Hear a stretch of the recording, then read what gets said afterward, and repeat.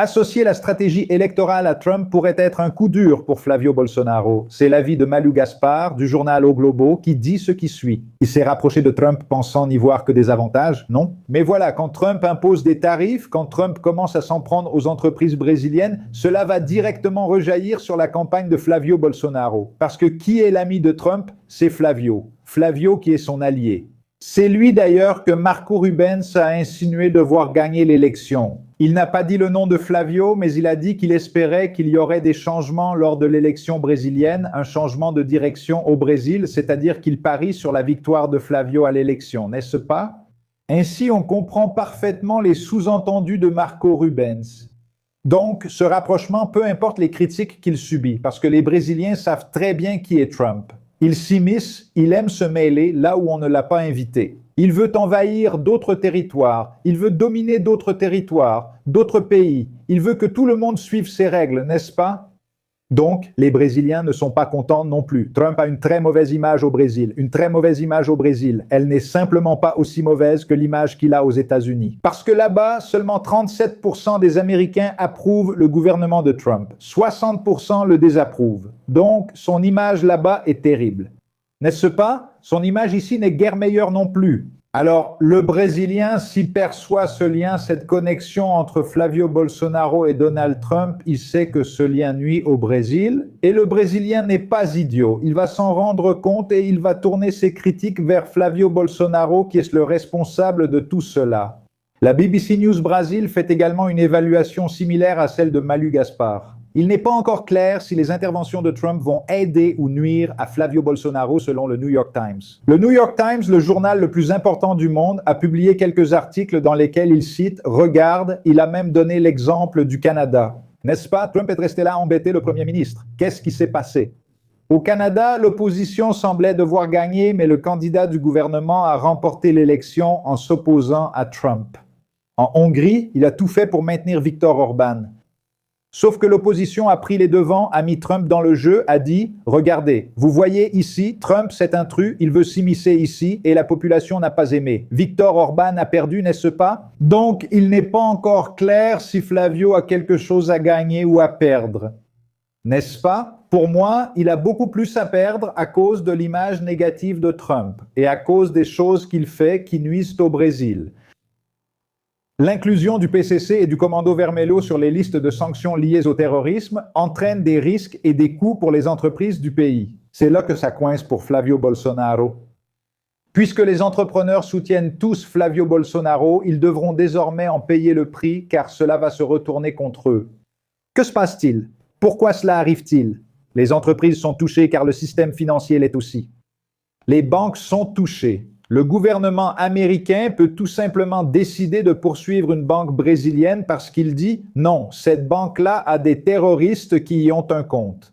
Donc cette banque rend service à des terroristes, je vais sanctionner cette banque et va punir. » Mais sanctionner comment? Presque tout le système financier brésilien, pratiquement tout le système financier brésilien a des liens avec les États-Unis. Pourquoi? Parce qu'ils négocient en dollars, ils négocient des actions à la bourse, achat et vente de dollars.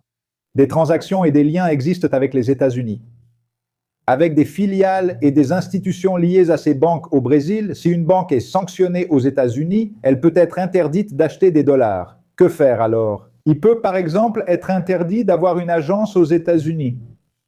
Il peut être poursuivi en justice là-bas aux États-Unis. Alors, qu'est-ce qu'il va devoir faire? Il va devoir avoir un contrôle extrêmement rigoureux sur qui sont ses clients, qui fait circuler de l'argent, d'où ça vient, où ça va, n'est-ce pas? Tout cet argent. Pourquoi? Parce que si les États-Unis s'en mêlent, peu importe la banque, ça peut être la plus grande banque. Chez Itaú, il y a des clients qui sont du PCC. Comment la banque va-t-elle savoir bien souvent? Bien sûr, il y a des situations où il y a des mouvements financiers suspects et la banque d'ailleurs agit, n'est-ce pas? Les banques agissent dans ce sens pour pouvoir éliminer ce risque. Maintenant, est-ce que je peux être une banque qui a un client du PCC? Je ne sais pas. Mais les États-Unis, par pure antipathie, parce que c'est ça, n'est-ce pas? Par antipathie, pourquoi? Parce qu'ils veulent favoriser le système financier nord-américain au détriment du système financier brésilien. Par antipathie, il peut simplement chercher la petite bête. Pour que la banque n'encourt pas ce genre de sanctions, elle va tout surveiller. Et alors, ce PIX qui devait être surveillé, ce qui était un mensonge de Nicolas, peut devenir réalité. La banque, non pas à l'initiative du gouvernement, mais à l'initiative de la banque. Parce que la banque est sous pression, elle est serrée par les décisions là-bas aux États-Unis. Donc, il peut faire une surveillance très stricte sur l'argent que vous déplacez via PIX, sur le virement bancaire, l'argent que vous recevez, l'argent que vous envoyez. Là, oui, vous allez être surveillé. Vous comprenez? La banque va surveiller tout le monde pour éviter des sanctions.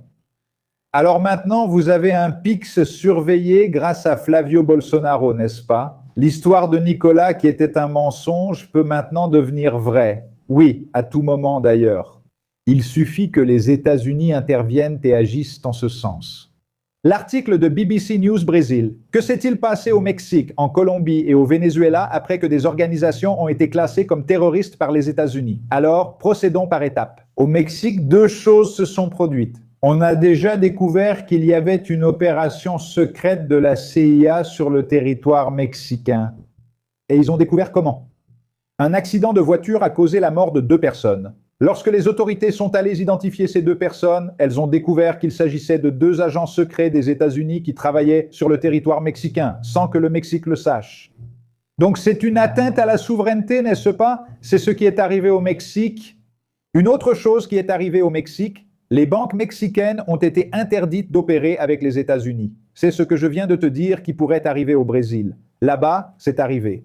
Et il y a une forte pression sur la présidente Claudia Sheinbaum, justement à cause de cette entrée des États-Unis sur le territoire mexicain sans autorisation. Tu vas me dire, il n'y a pas de loi qui empêche ça? Au Brésil, il y en a, n'est-ce pas? Aux États-Unis, leur loi autorise à envahir d'autres territoires s'il y a des terroristes. Il suffit donc de qualifier quelqu'un de terroriste. Et je suis autorisé par la loi de mon pays, dans ce cas, les États-Unis, à envahir d'autres pays, mais le Brésil ne peut pas laisser faire. Et que va faire le Brésil?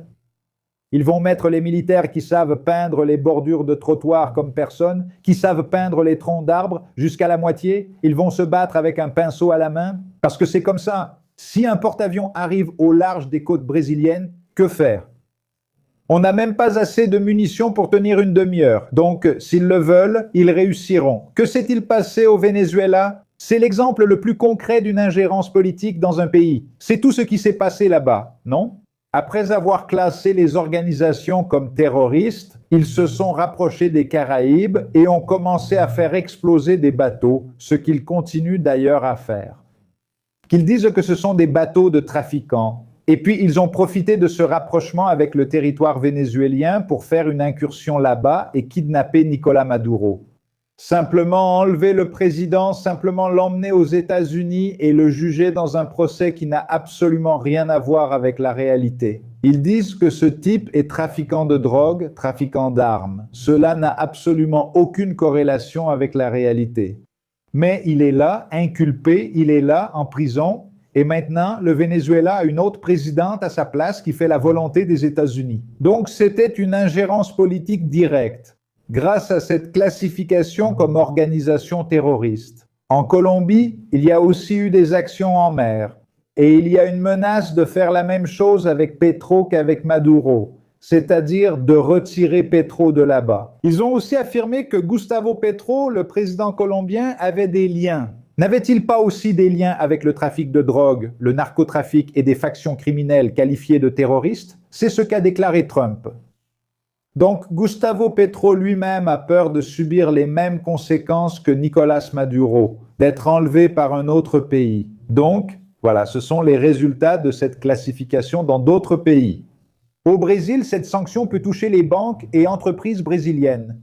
Et il est possible que nous subissions des actions militaires, des actions secrètes, voire des actions pas si secrètes sur le territoire brésilien. Donc, c'est le risque que nous courons à partir de maintenant, le risque d'une intervention directe des États-Unis. Si vous avez raté le live sur comment construire un patrimoine après 50 ans, il y aura une rediffusion ce dimanche, d'accord ? Il y aura une rediffusion exclusive ici sur la chaîne. Vous pouvez regarder et apprendre, le cours est gratuit, non? Et vous pouvez suivre. C'est un cours très important d'Eduardo Moreira pour vous apprendre à investir correctement et à construire un patrimoine après 50 ans. Et moi, je garde un œil sur ce cours-là. J'ai fait partie de ceux qui ont raté le premier cours. Mais la deuxième, je ne vais pas la rater, non. Donc, d'ailleurs, je vais vous laisser un message ici de la part d'Eduardo Moreira. Mais avant, je vais vous dire au revoir. Je vous remercie beaucoup pour votre patience.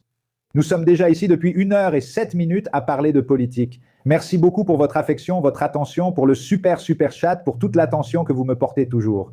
Je pars, mais je reviens à tout moment avec d'autres nouvelles sur la politique, la justice et l'économie du Brésil et du monde. Un gros câlin pour toi. Oh, tchoum. Je t'embrasse. Oh. Merci les gars sympas. Récemment, j'ai eu 50 ans le 11 février. Salut tout le monde! Je voulais vraiment vous remercier pour tous les messages. D'anniversaire? Cette date m'a vraiment touché. On se demande alors comment profiter de la seconde moitié de la vie. C'est drôle de dire seconde moitié, comme si on vivait aussi longtemps. On s'attend à ce qu'on vive un peu moins, mais peut-être que oui, c'est la seconde moitié parce qu'on commence à être maître de notre chemin et à comprendre la vie non pas le jour où on est, mais quand on est déjà un peu plus âgé. Donc oui, seconde moitié. Et l'une des choses qui m'est venue inévitablement comme une préoccupation, c'est comment j'allais commencer à m'occuper de ma situation financière à partir de maintenant pour pouvoir avoir une bonne seconde moitié de vie. Qui sait, peut-être même en accumulant encore un peu de patrimoine, pour ensuite pouvoir simplement en profiter, n'est-ce pas? Profiter de ce moment que je pense que tout le monde devrait savourer dans ce dernier tiers de la vie. J'ai donc choisi de partager toutes ces réflexions dans un cours intitulé « Flavio a creusé sa tombe, les sanctions de Trump réduisent ses affaires et le rendent ridicule ». Vous allez pouvoir comprendre comment j'organise mes finances et comment je fais en sorte que cet équilibre financier se maintienne tout au long des différentes villes par lesquelles je passe. C'est gratuit de participer et vous allez beaucoup apprendre avec ce que je vais enseigner.